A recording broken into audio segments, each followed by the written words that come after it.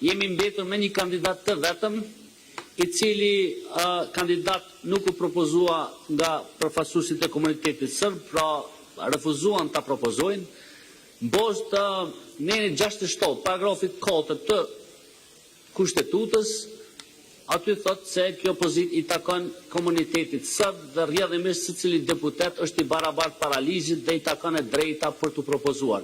Me qenë se është refuzuar propozimi i tij, unë jam i detyruar të kaloj në paragrafin 7 të nenit 12 të rregullorës për tërheqjes së shortit. Mirë po, me qenë se kemi vetëm një kandidat të vetëm, tërheqja e shortit është e panevojshme dhe rrjedhimisht vazhdojmë me votimin e kandidatit të Rodhës, që është deputeti Nenad Rashić, i cili përfaqëson komunitetin serb në Kuvendin e Republikës së Kosovës. Prandaj, ftoj deputetët me ngritje dore të deklarohen për deputetin në fjalë, i cili propozohet me short si kandidat për nënkryetar të Kuvendit. Kush është për?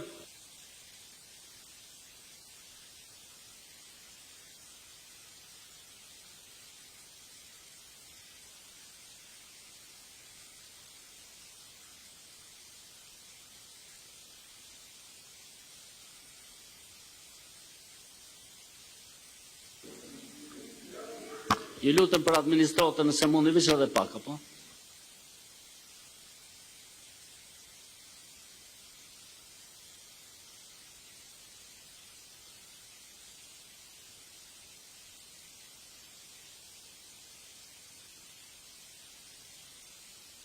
Kush është kundër?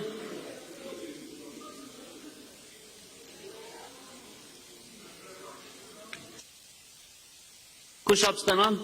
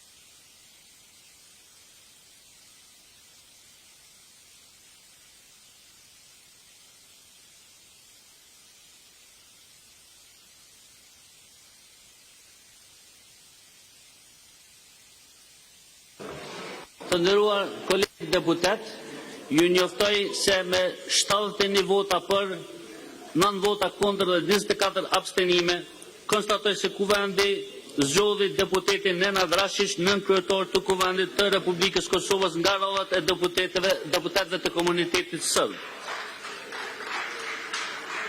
Të nderuar deputet, një njoftim, ju lutem, nëse keni veç një minut, ju lutem. Për njoftim formimi i grupeve parlamentare, bazuar në nenin 24 të rregullorës së Kuvendit, njoftimi për formimin e grupit parlamentar duhet të dërgohet kryetarit të Kuvendit jo më vonë se 7 ditë nga dita e seancës konstitutive, pra nga sot.